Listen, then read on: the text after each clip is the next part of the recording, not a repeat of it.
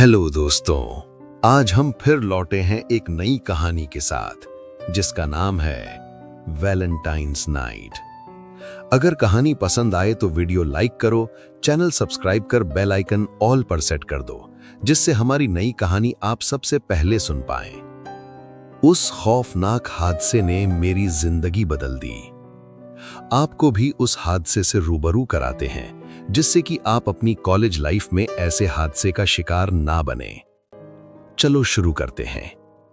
मेरा नाम रोहन है। इस साल मैंने अपनी 12वीं 87% से पास की थी और अब मैं एक यूनिवर्सिटी में BCA कर रहा था जो मेरे शहर से काफी दूर थी। कॉलेज के शुरुआती दिन काफी मुश्किल थे।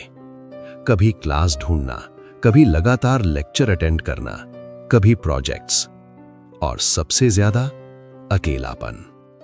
मैं कॉलेज में ज्यादा किसी से बात नहीं करता था, लेकिन एक दिन जब मैं एक क्लास से दूसरी क्लास जा रहा था तो मुझे ऐसा लगा जैसे कोई मेरा पीछा कर रहा है।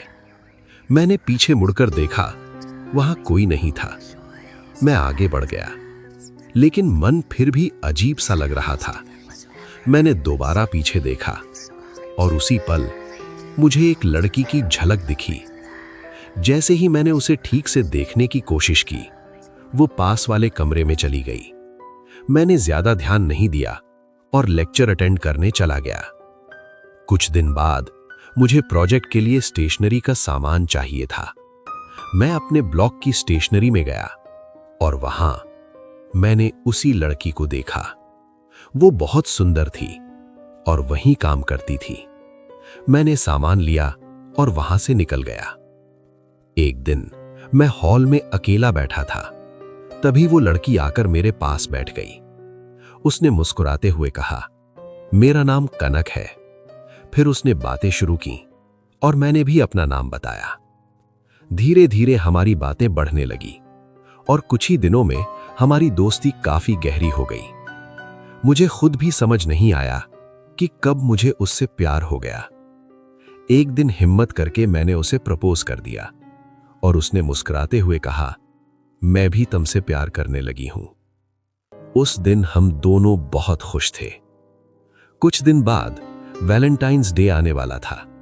हम उस दिन की प्लानिंग करने लगे।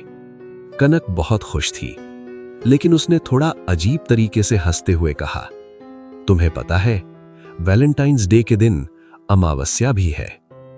मुझे थोड़ा अजीब लगा, लेकिन मैंने उस बात को नजरअंदाज कर दिया।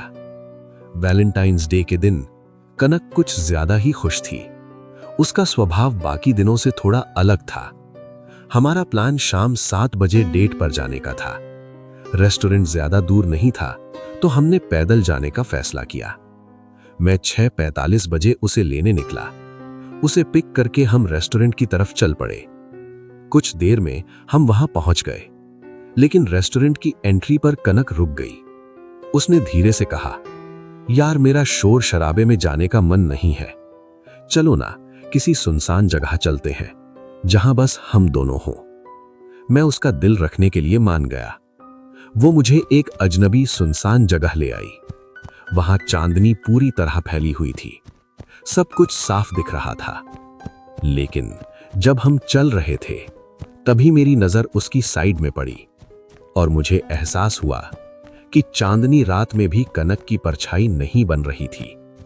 मैं थोड़ा घबरा गया, लेकिन मैंने ज्यादा ध्यान नहीं दिया। हम कुछ दूर और चले, फिर कनक अचानक रुक गई और बोली, यहीं बैठते हैं। हम वहीं घास पर बैठ गए। कुछ देर हमारी बातें हुई, लेकिन उसका स्वभाव अब बिल्कुल अलग लग रहा था। मैं उससे कुछ पूछ पाता उससे पहले वो बोली, मेरी आंखों में देखो। इतना कहते ही वो खड़ी हो गई। उसके खड़े होते ही चारों तरफ धुंध आ गई और मंजर डरावना हो गया। वो जोर जोर से हंसने लगी। उसकी हंसी अब इंसान जैसी नहीं थी और उसी पल वो पूरी तरह बदल गई। अब उसने लाल साड़ी पहनी थी। उसके पैर उल्टे दिख रहे थे और अब भी उसकी कोई परछाई नहीं थी। मुझे समझते देर नहीं लगी।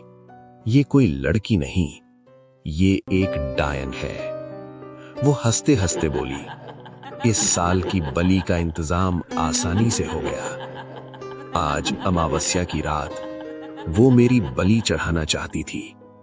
मैंने भागने की कोशिश करी, लेकिन मैं अपनी जगह से हिल नहीं पा रहा था।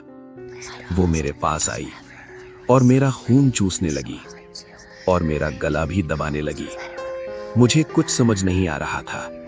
मैं मरने की हालत में पहुंच चुका था। तभी मुझे याद आया, मां ने आते समय मुझे हनुमान जी का कड़ा दिया था, जो मेरी जेब में था। मैं बहुत मुश्किल से उठा और पूरी ताकत से उस डायन पर मार दिया। वो दर्द से चीखी और पीछे हट गई। अब वो मेरे पास आने से डर रही थी। मैंने मौके का फायदा उठाया और वहां से भाग निकला और भागता रहा, भागता रहा। भागते भागते मैं अपने रूम पहुंच गया।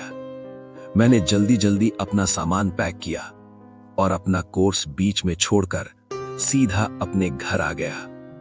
उस दिन हनुमान जी के कड़े ने मेरी जान बचा ली, लेकिन आज भी मैं यही सोचता हूं कि उसका अगला शिकार कौन होगा और क्या वो उस डायन से बच पाएगा या नहीं।